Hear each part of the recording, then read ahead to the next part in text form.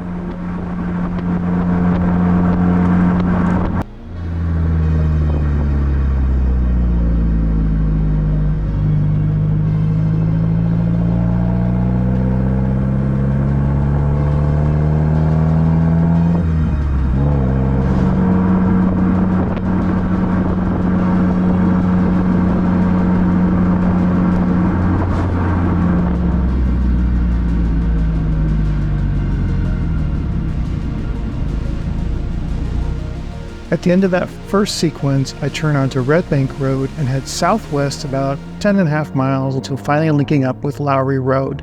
Red Bank Road is definitely not all straights. It has some gentle curves and a few elevation changes here and there to keep things interesting. It'll be surrounded by a combo of ranches on farms on either side, while Red Bank Creek stays generally parallel to the road. This isn't a nice and wide 2-lane highway. It's not smooth and new, but it isn't punishing by any stretch of the imagination. You will hit some rough patches here and there. This is a country road all the way. Unfortunately, I got stuck by someone not really wanting to enjoy the road in the way I would, but with all the houses and driveways out there and the preponderance of large white trucks, it probably doesn't make sense to be too assertive. Don't get me wrong, there's a spot or two that can be pushed a bit, but I was generally conservative. Here's a funny thing. Unlike Washington, California is pretty good about double lines and not having passing lanes in places that don't make sense. I swear, on Washington roads, they're daring you to die. If there's a blind quarter, there's a dashed line inviting you to go for it. You can do it. In this spot, the camera doesn't even do this justice.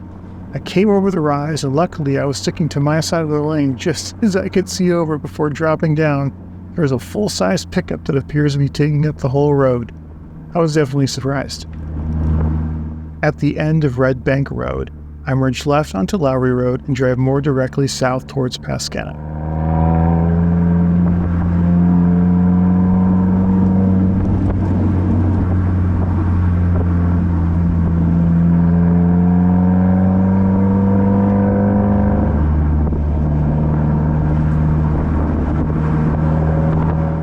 Lowery Road.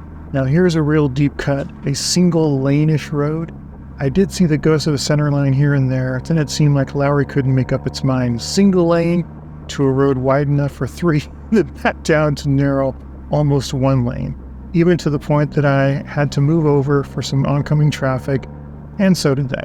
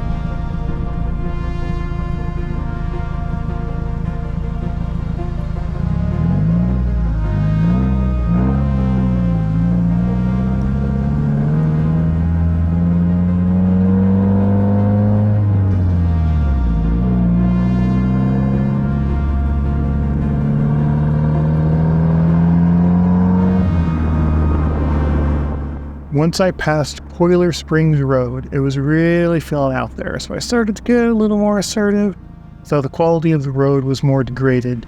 Plenty of rises with blind curves to keep you on your toes.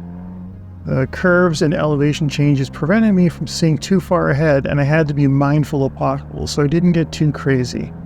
I'm in full-size truck country, and I don't want to blow a tire or bent a wheel.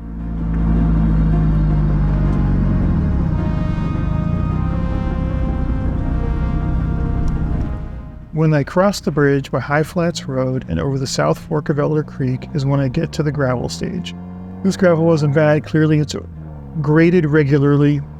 I call this agricultural gravel. It had no serious bumps, holes, or ruts to speak of. Based on the tracks, it seemed to be pretty well traveled. On either side are rolling hills covered in the green velvet of spring. It was very pretty. You're definitely out in the country.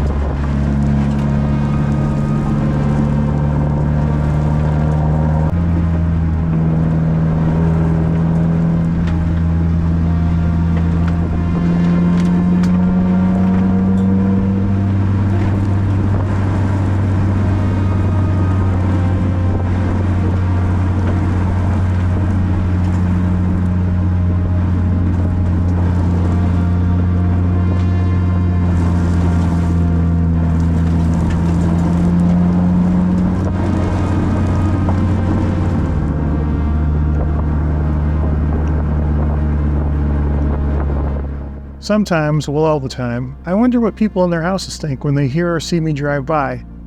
Who's that dumbass in the sedan?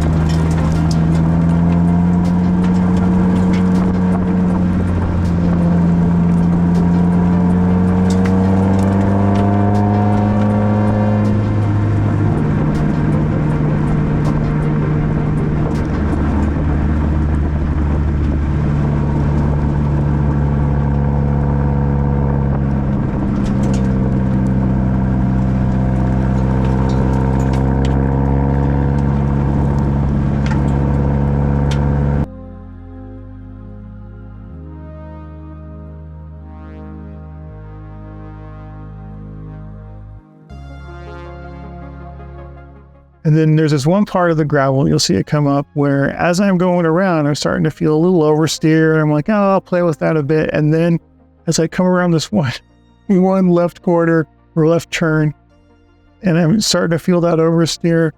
Traction control cut in, and it was sort of driving me into the side of the hill. So that's a note to self: turn off traction control when you're on gravel. So at the end of the gravel, I hook back up with some pavement, and I end up right in Paskenta, or just outside of the Paskenta store. I turn left onto Paskenta Road and head east towards Corning. And then, as you can see, the road's pretty straight. It's got some nice gentle curves. It's a nice road, very well maintained, very wide, like just this classic, well-maintained 2-lane road.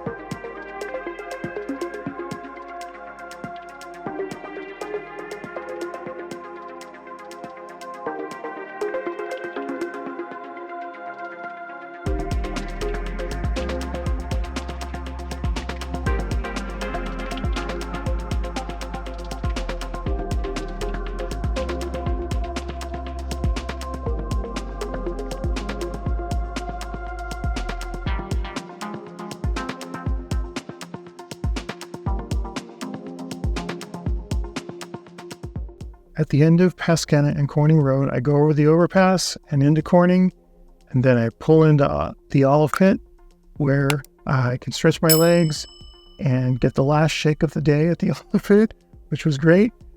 And then from there, I head southeast into Chico and to hang with my friends. Thanks for watching. See you out there.